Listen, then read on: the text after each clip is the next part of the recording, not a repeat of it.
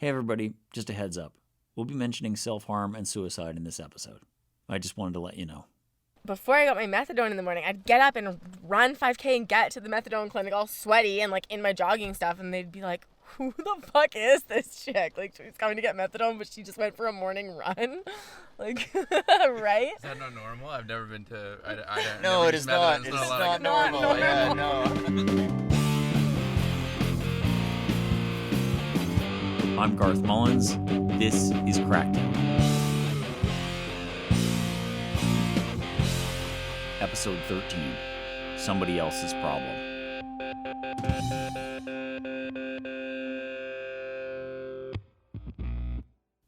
There's this conservative talking point I keep hearing. We need recovery, not harm reduction. First off, fuck that. We need harm reduction. Second of all, I don't think the overdose crisis really keeps conservatives up at night. But hey, look, I'm not against the idea of recovery. I know a lot of people who really want to stop using drugs. And I've been there too. I sometimes thought of recovery like it's another planet, a kind of dope fiend's dream. I imagine there is a place with clean sheets and clean food, and I could go there and be born again clean too. But in reality, recovery doesn't look like that. You know, I've seen a lot of shit, and even I was surprised at what we found out making this episode. This isn't a story about the worst of the worst recovery houses. It's a story of one person's journey through a broken system. We're pretty close. Keep going? Yeah. We're driving through Chilliwack with Tanis Rose. I met Tanis at a drug user meeting last year. I told her Crackdown wanted to do an episode about recovery, and she said she had a hell of a story to tell us. And if we wanted to hear it, we should probably talk to her family as well. Yeah. This is your house? This is my parents' house, my Tell us what family's we're seeing. property. So we're going up a little driveway, steep, and there's a little cow pasture on the right. The house right in front of us is my grandparents' carriage home. And then our house is up here to the right. So you can park. Oh, there's Roger on the tractor. You can park in behind my mom's truck there, the Tundra. Tanis' family owns these two houses, as well as the acreage they sit on. There's frogs, mountains, and at night the stars shine a lot brighter than they do in the city. It's a decent 2-hour hike to the nearest bus stop. As we park the car, Tanis tells us she hasn't been back for a couple months. Okay, please sit back. Hi. Hiya. Hi. Welcome home. Nice to meet you. Nice to meet you too. Wow. Come on in. Leave Thank your shoes you. on. You sure? Yeah. Okay. Okay, thanks. It's like slating in the movies, you know, where they go... Should we get everyone to just introduce themselves for the tape, Sam? Do you think that's a good way to start? Yes. Okay. My name is Jill. I'm the mom in this story. And I'm Roger. I have been Tanis' stepfather for 15 years. And we've had you introduce yourself already. Yes, probably. I'm Tanis. I'm kind of the star of the show. No.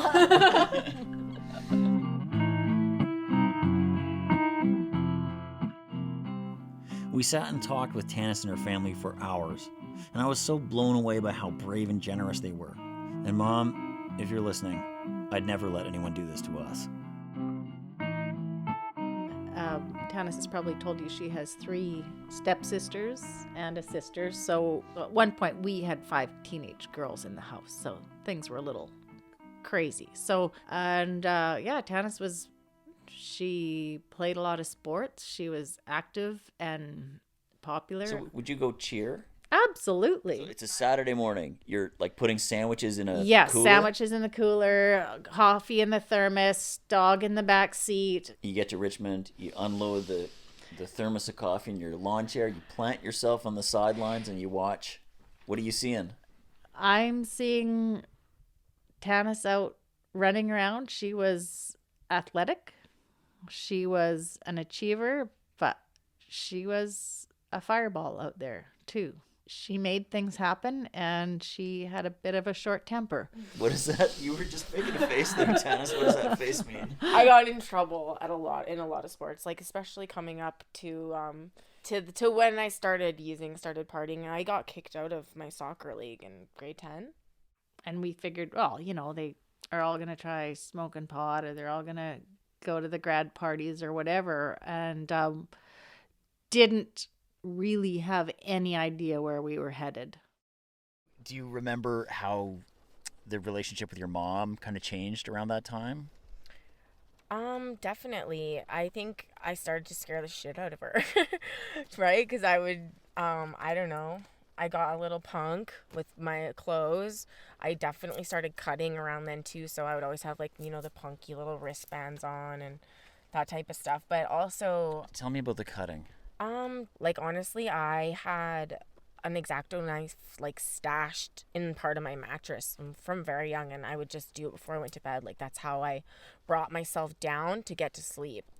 We couldn't figure we didn't know what to do. None of that counseling stuff worked.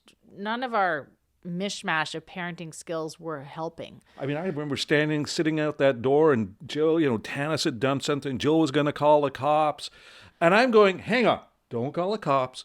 She goes in the door and slams the door, and I stood outside the door for an hour. And every 10 or 15 minutes, Tan, you want to talk? Tan, you want to talk? Finally, she opened the door, let me in. I just gave her a hug. Said, it's okay. Like, we love you, right? Remember? And, we just wanted Tanis to be safe and healthy.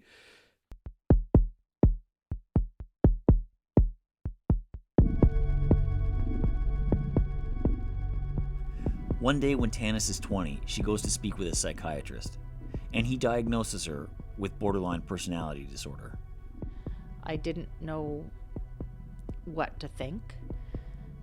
But of course, right away you start doing some research. I got a book about borderline personality disorder, and by the time I got to the first chapter, I remember thinking, this book was written about Tanis. There's these 9 characteristics, 9 definable aspects of it. I think you have to have 5. You have to have 5 out of 9 of them to have a diagnosis. Unclear self-image, impulsive self-destructive behaviors, self-harm and suicidal tendencies, emotional mood swings, out of touch with reality. And they were like, wow, like you have all 9 characteristics, like you're a full 9. And I remember there being other counselors in the office being like, oh my gosh, you have a full 9? Like I'd like to pick her brain sometimes because we've never had a full 9 in here. So I'm like poster child.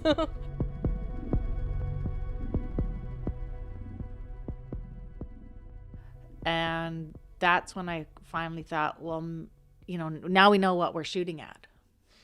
So it was actually kind of a hopeful thing to have the diagnosis. At the time, yes, it was. But now try and find that kind of help. Jill and Roger learn that people with borderline are more likely to use drugs, self-harm, or commit suicide. They're told that it's pretty important they get Tanis into something called dialectical behavioral therapy, or DBT. But the wait list to get Tanis onto government-funded treatment stretched on for years. And so the family found a private place in Vancouver, and they paid out of pocket. I mean, tens of thousands of dollars that we spent there because it was the only thing the professionals kept telling us. That is the only thing that's going to help. And at this time, Tanis and Jill just really want things to go back to normal. I mean, like even getting you set up in that one apartment in Abbotsford. Like I thought at least with that arm's length, I could visit her like she's an adult and we could have lunch or go for a walk. But I had no idea how bad things were for her. Like I was at this point, like in like 4 years of daily use, I convinced myself that there was no other way. So is that something that you guys all think that drug use was self-medicating for mental illness stuff? Absolutely. Yeah. 100%. Yeah. Over the next few years, Tanis's life goes to shit. Her dad dies. She starts using every day. She traffics large quantities of drugs to Alberta. She gets arrested. Her boyfriend goes to jail. And ultimately, she stops seeing any kind of future for herself.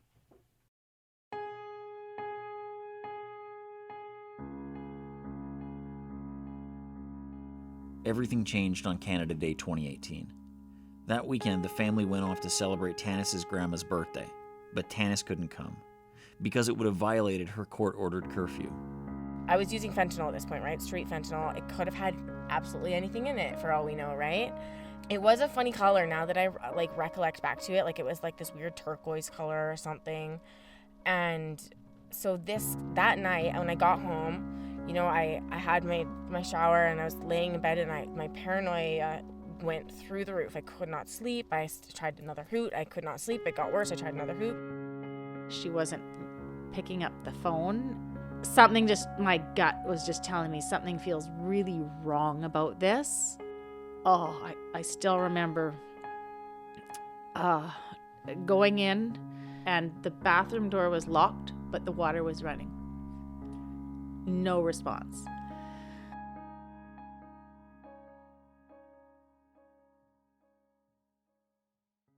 So the landlord had to go and get some tools to open the door, and that was the longest 5 minutes of my life. Jill finds Tanis awake but not speaking. It's clear she's exhausted, distraught, and trying to kill herself. And so Jill calls 911 and they take Tanis off to the psych ward. So then they put me in like a concrete cell.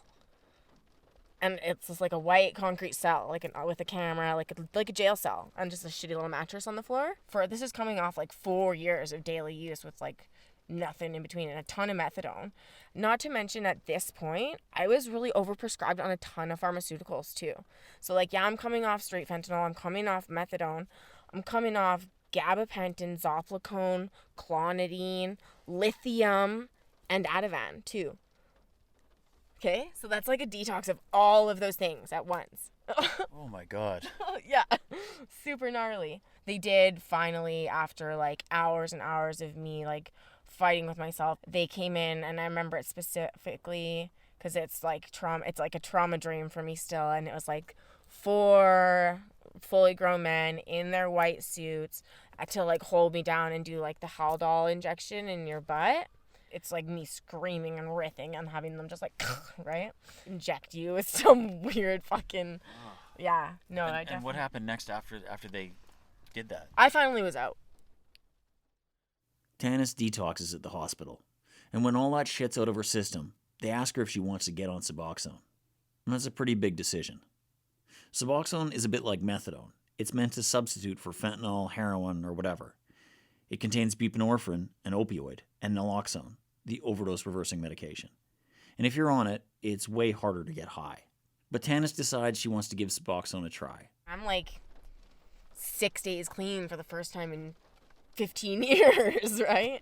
I was like ready to live, and I was like ready to do things differently and like not be in this little shithole in Abbotsford and like, you know, not be like around these people I couldn't trust, and like what's the point in living that way, right?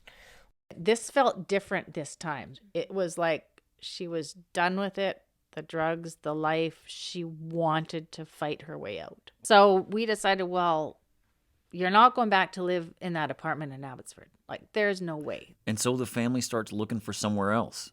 And the hospital's social workers recommended Heartwood. Heartwood is one of only a very small number of facilities in all of Canada that deliver mental health care and addiction recovery in the same place. So the family filled out all the forms and they applied for some funding. We got an email response from the Heartwood team. They had looked at the application and they did not think Tanis was a good candidate. The intake committee said before they'd even consider sending Tanis there, she had to complete a 90-day program at a stabilization and transitional living residence. Those are places that just do recovery, not mental health stuff. So that's when we kind of threw up our hands and said, well, where do we look? You don't get that information. You're out the door. Figure it out yourself. Well, wait a minute. I'm an addicted, mentally ill person. Well, that's not my problem. Somebody else's problem, right? That's the reality. And so Jill eventually decides, screw this. Let's do it ourselves. I'm keeping you here in the forest with me, and we'll hike and do lots of yoga and feed you properly, and you will not go back to using drugs. Mm-hmm. That was our plan.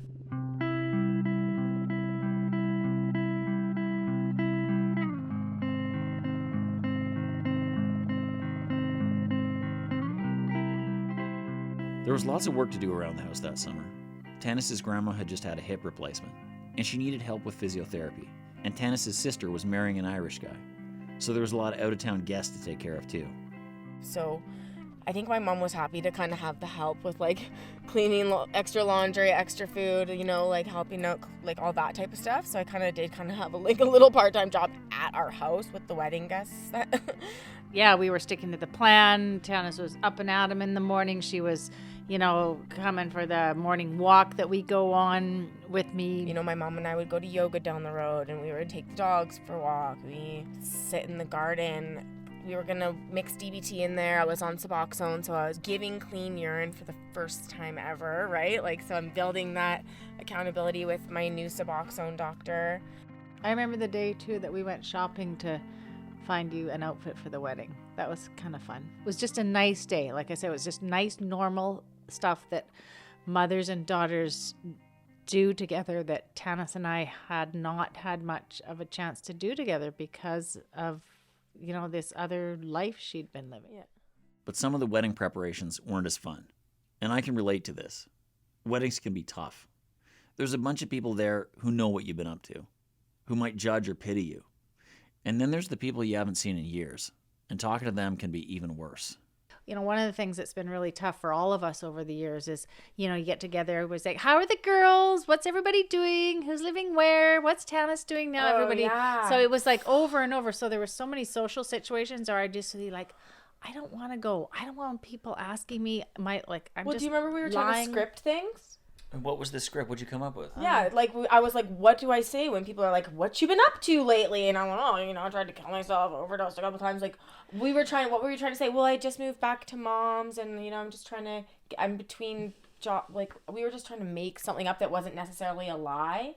So that it was easy to remember and that made sense. Yeah, we did that. We've done that a lot.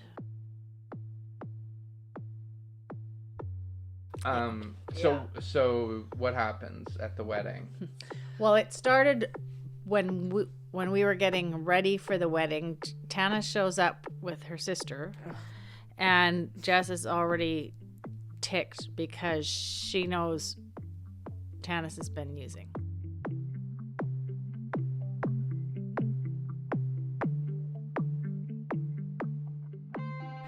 So right away, I go into all of the dark places I go into. But what are you supposed to do? You're right in the middle of this show. Everything has to be happening on time. Roger's, you know, he's doing all these father of the bride things. I'm over here and we're trying to have a really good time. And what do? I just knew that she was getting picked up by her stepmom within a few hours. So just ride the wave and figure it out later.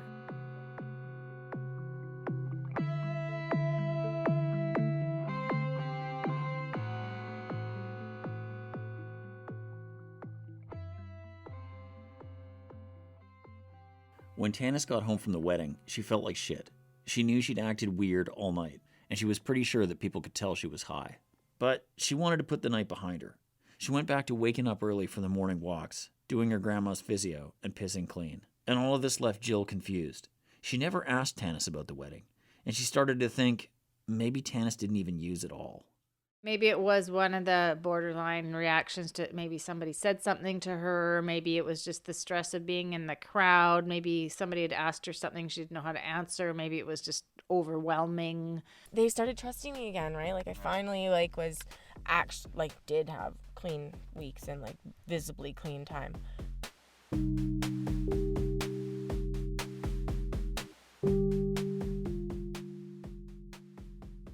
And so life just seems to go back to normal. One day, Tanis sees a posting for a peer support job to work with young people who use drugs. The job is meant for someone like Tanis. The government funded the position specifically for a drug user, so they can bring in experience from the life. And this seems like a good way to give back, so Tanis applies.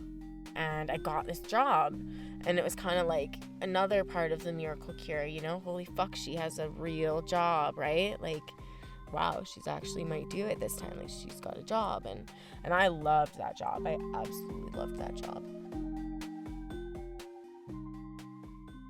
You know, maybe I had the mom blinders on or whatever it was. I just believed what Tanis was telling me. I believed in her 110%. I was glasses half full person. But you know, other people probably saw things that I didn't see. Like, I'm sneaky as fuck. Like, my mom could go in for a Starbucks and I could be meeting someone for dope and like be back in the truck before her when she gets her coffee, you know? Tanis only did this once in a while. After all, it took a lot of planning. She had to pause the Suboxone, hide the dope sickness, and make sure there was no down left in her system when she had to take a piss test. But she found a way. So that was, every few weeks I would maybe do that on a Tuesday and use Tuesday, Wednesday. Usually my Wednesday when I would come into Vancouver here, I'd have the day going to DBT, getting therapy. But I had the day to myself downtown. So I'd, have my job. I'd still go to the gym and shit. Like, I'm such a fucking weird drug addict. I'd be like going on the fucking stair climber in the sauna and shit. But I'm like high. But if you ever start a business as a personal trainer, like, sign me up. I'll be your first client. Oh my God. Oh shit. Yeah. Then one day in January, Tanis is at work, and a client's looking for advice. She's thinking about getting on methadone. So I had told this girl, I'm on Suboxone, but it's hard. It's still hard. Like, I slipped up a few weeks ago. That's what I told her, right? And then didn't think anything of it. Like, I kind of had a bond with this girl. And it was a Friday afternoon. I went home for the weekend. And I got there on Monday morning, and the manager pulled me into the room and was like, so you've been using since you've worked here? Oh, snitched. They were like, yeah, one of the clients disclosed to us that you disclosed to them that you had used in the period of time since you've been hired, Like, here's your severance check. I took my check, I walked straight into the kitchen, I went into the drawer, grabbed a piece of tinfoil, grabbed my stuff, and left. Right? Like, I had money, and I was fucking pissed off and upset and all the negativity, and I was, like, ready to go use. Got on the bus to Abbotsford. My mom's calling me off the hook. Please don't. We were driving around town, driving around the Indian reserves, driving wherever we thought she might be able to pick something up. Jill's vibrating in the car. It's like, oh my God, this cannot be happening. She's been doing so well. Yeah, so we were sure we were going to find her dead. We were absolutely sure we were going to find her dead that time.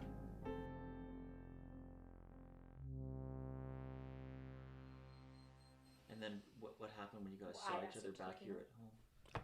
I remember just being grateful that she was home and in one piece and whatever had happened. And, we were just so upset about the way she had lost this job. Like, how are you going to dig yourself out of this hole? Because the job was so positive and things were like moving in the right direction. And it was such a shitty thing. I was so incensed that this organization, who is hiring recovering addicts to help other people on their path, and in their right-wing Christian morality says, okay, I wanted to go down and punch somebody out, and I'm not a violent guy, or sue them. I was pissed. After losing the job, Tanis felt devastated. She tried to pull things together, but the speckly use got more and more frequent, until she was spending a lot of her time sick in bed, and she wasn't fooling anyone anymore.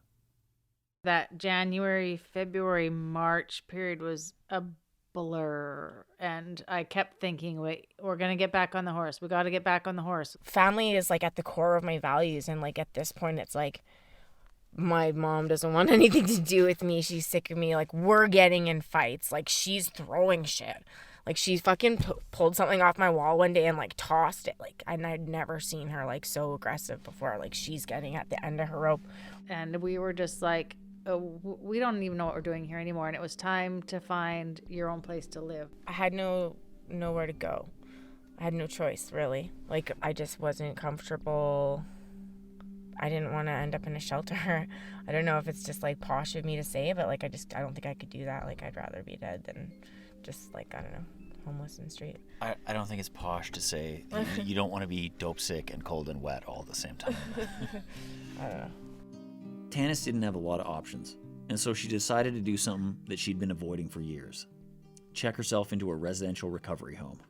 Tanis finally wanted to do it. That was pretty frickin' cool, I'd have to say. Like, wow, finally something.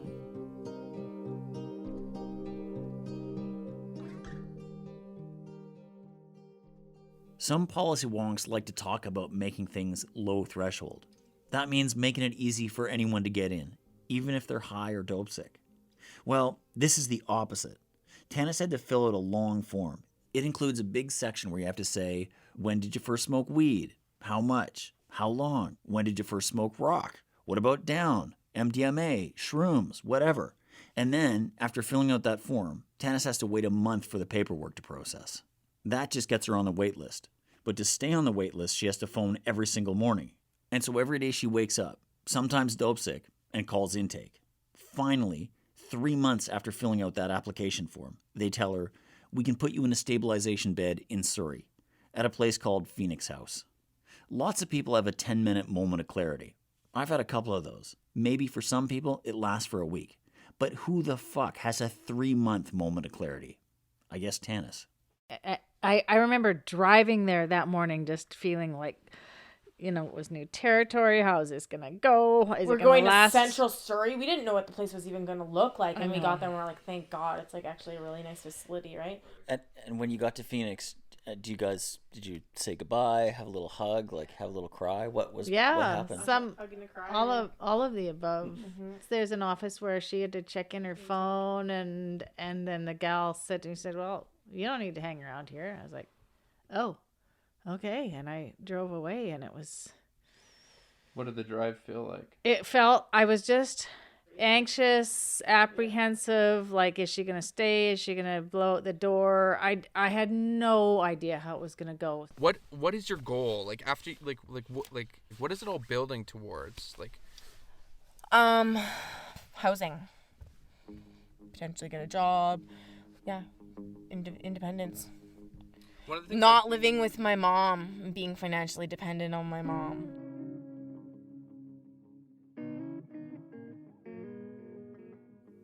Tanis is in what's called a stabilization bed.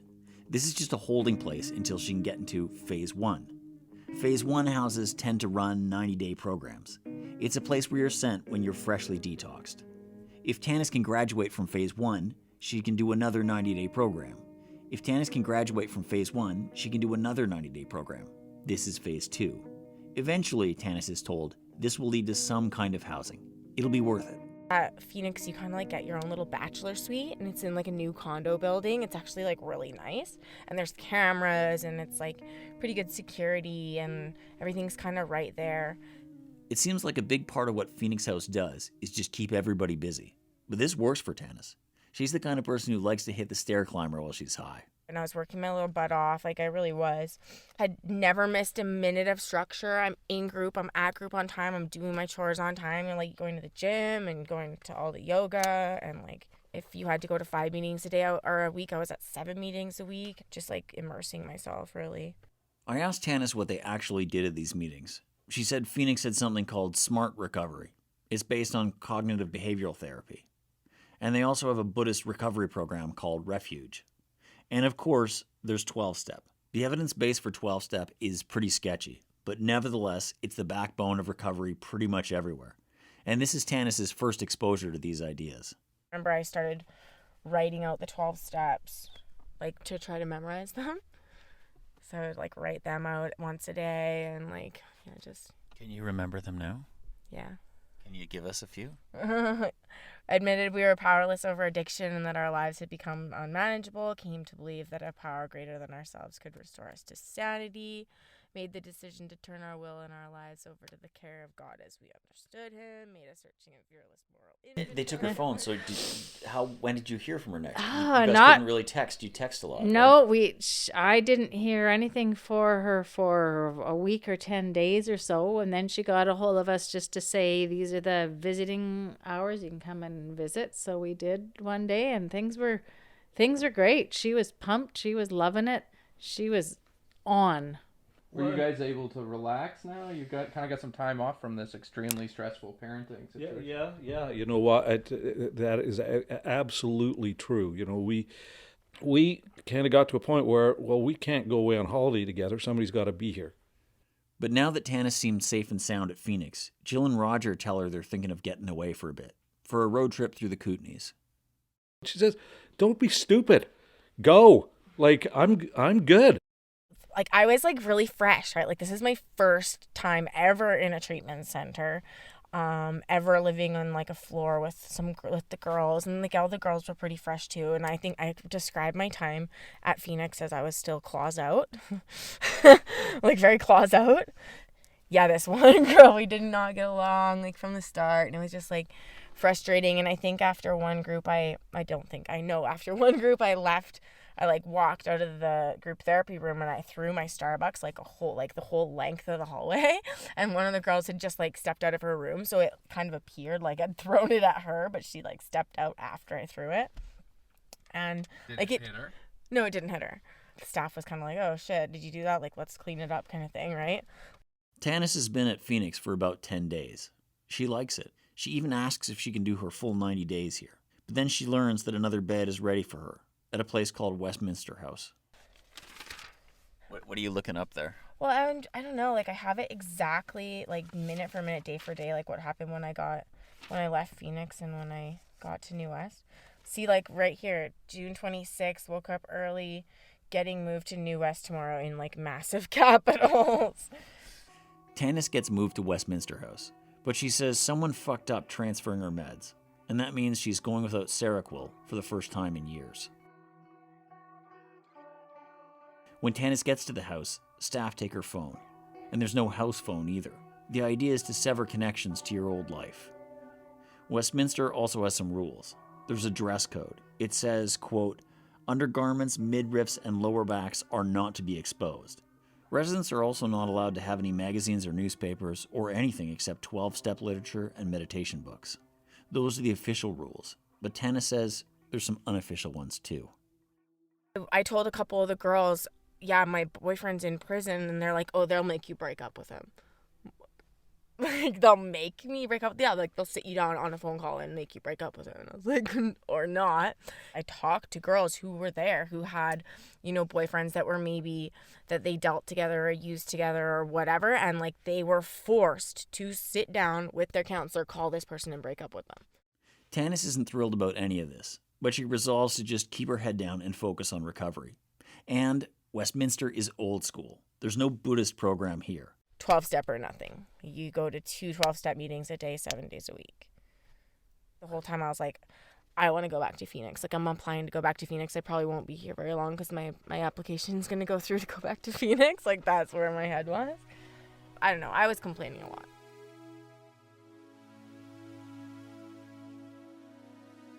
I think I was, like, trying to nap one afternoon. I get migraines. And, where my bedroom was at Westminster House, it was like right by the laundry.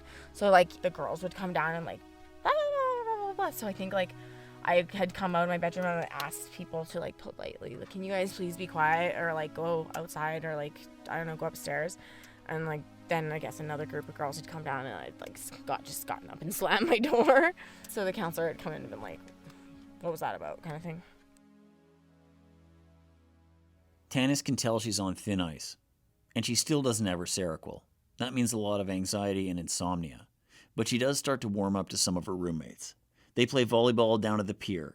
And one day, it was just too hot to follow the dress code.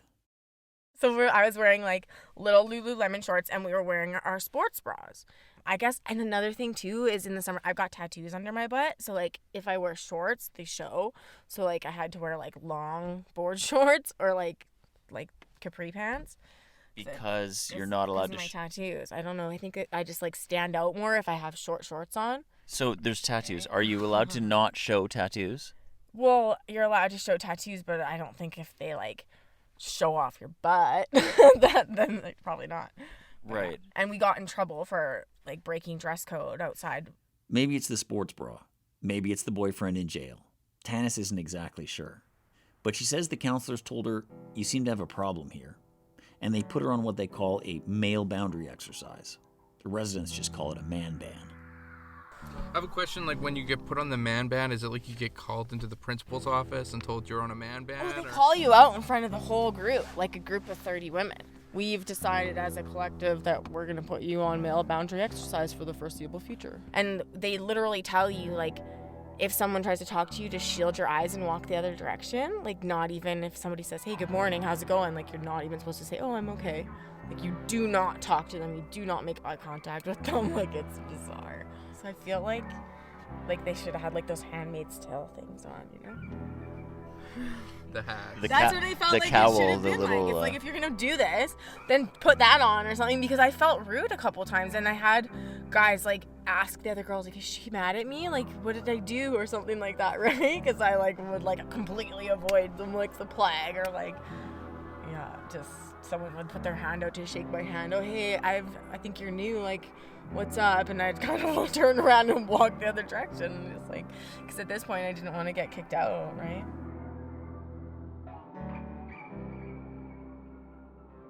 But it's not easy to avoid guys. There's a men's house just down the road, and the women at Westminster sometimes go to meetings with them.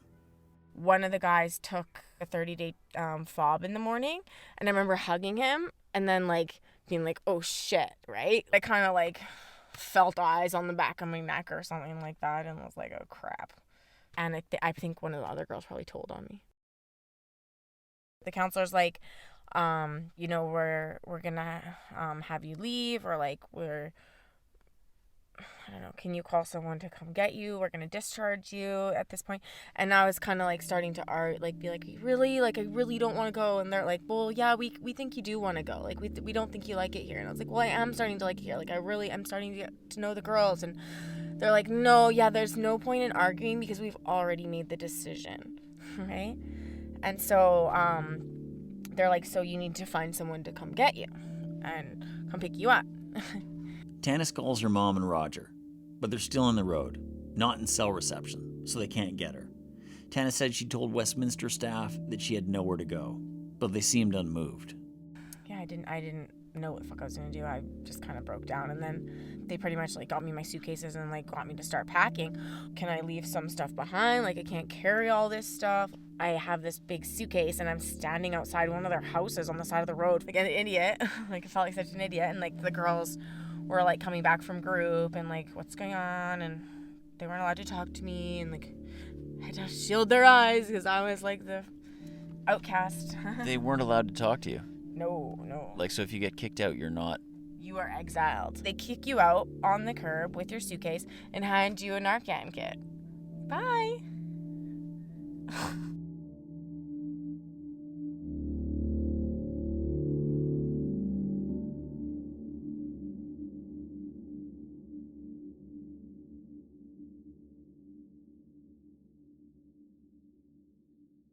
We asked Westminster House about kicking out Tanis. They told us they couldn't talk about specific residents, but they also said, quote, it is the client's responsibility to have an early exit plan that is able to be used should something unexpected happen that results in early discharge. We looked into it, and the government does give recovery homes a lot of discretion about kicking people out. But this kind of eviction is really dangerous for drug users. Our chances of fatally overdosing go up significantly right after we get discharged from recovery, detox, or jail. I'm glad they gave Tanis a Narcan kit, but they also put her in a really precarious position, and she knew it. Basically, like, the main problem I've encountered is like, you have an attitude problem. It's like, no shit, I have an attitude problem. I've been a criminal for the last 15 years and I've been on drugs. Like, yeah, I have an attitude problem. I'm 20 days clean. Like, what do you mean I have an attitude problem? Like, no shit. I honestly don't know that many people in the world that could follow all the rules that you've laid out anyway. Substance use or mental health issues aside, you know? Oh, yeah. It's a lot. How many days are we, like, in the clean day count at this point, probably? I'm at, like, 21 days or something, right? Like, I did, like, 10 days at Phoenix and, like, 11 days at Westy. Statistically, I should have relapsed the day that Westminster kicked me out, yeah. But you didn't? No. Do you have a theory of why not? Spite, probably. Yeah, for sure. A couple weeks later, I went and took my 30 days, like, at a meeting that I knew all the Westminster House people would be at, because I stayed clean, and I was like, I'm going to rub it in their face.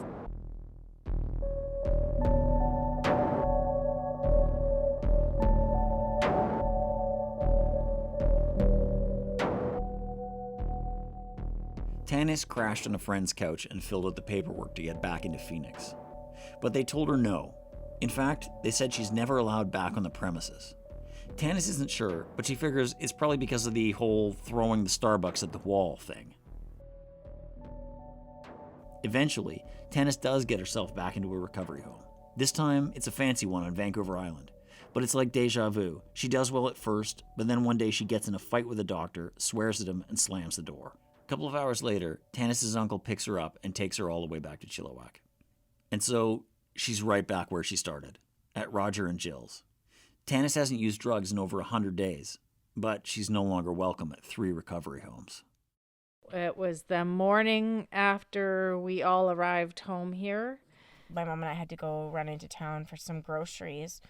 Down at the pharmacy, pick up the prescription. I start asking some questions about what had happened, and we got into a battle. I think a lot of the argument was about my uncle Mark getting called out of work too. She was really upset about that. It was a lot of money. It was just money. I mean, my brother can't afford that. I had to reimburse him for his 2 days of work and the ferry, and it's just all of it. It was just is this ever going to end? One of the things she said was you just invited yourself back to our house again, right? Where it was kind of oh, yeah, I did. You're right.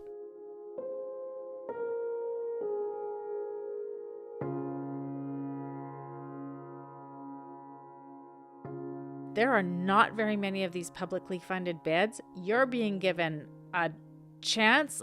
You're not entitled to this. This is a gift. I got angrier than I probably should have, but once in a while along this path, I deserve to be angry about some things. I think I was just fucking exhausted. And at the hamster wheel thing, right? The repetition, this is hopeless, ridiculous, and it was at this point, it was that, I call it I had I had a Tucson and it got pulled over my eyes. It was I had already relapsed before I got on the bus. I thought she'd gone across the street to get something at Tim Hortons, and when I came back with my basket of groceries, By then the bus had already come and got you. Yeah, I was gone, and I was just not answering my phone. I was fine, and I drove home. She was vibrating when she came back in the house from that episode. I remember it well. Yeah, that really shook you to the core. Jill's been here before, but this time she doesn't jump in the car and go search for her daughter. She just can't do it anymore, and neither can Tanis. I just knew where I was going. I knew what I was doing, sort of borderline mode where it was I'm not really using because I'm craving drugs. I'm using because I want to die. I just picked up and then I went and used in the mall bathroom. And it's really hard to, I don't know, that sounds fucking so stupid, but it's hard to fucking overdose when you just smoke. So right? So I'm fucking smoking as much as I can. I probably nod off in the bathroom for a little while, but I was on a total suicide mission. Tanis' story could have easily ended in that bathroom stall. If she injected instead of smoking, who knows? It didn't go that way. But I keep coming back to this and I'm gobsmacked. The healthcare system has just so profoundly failed this family. When Tanis was diagnosed with borderline, they didn't offer mental health care. When Tanis survived the suicide attempt on Canada Day, they didn't let her into Heartwood. And when Tanis struggled to fit in at the recovery homes, they kicked her to the curb. Over the past couple of years, Tanis has tried a lot of stuff. 12-step, Buddhist recovery, breathology, acupuncture, Reiki, energy work. Tanis is super positive about all of it. But does this stuff actually work for most people? I'm skeptical. But either way, Tanis has persevered. And now she's about to graduate from phase 2.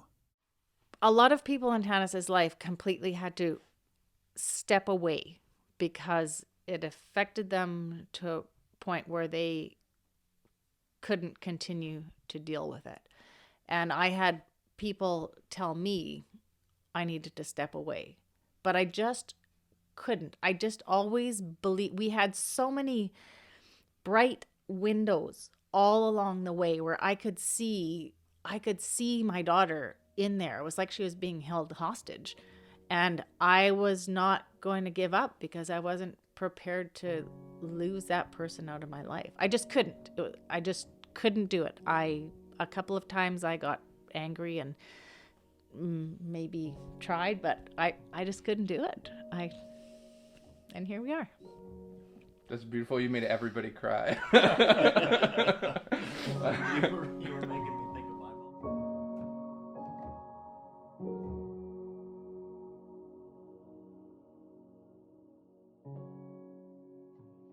Tanis has recently stopped taking Suboxone. She's also learned that there's no housing waiting at the end of the rainbow.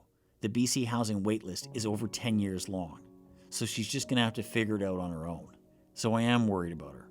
But if anyone can make it work, it's Tanis. She's motivated as hell, and she's got her mom.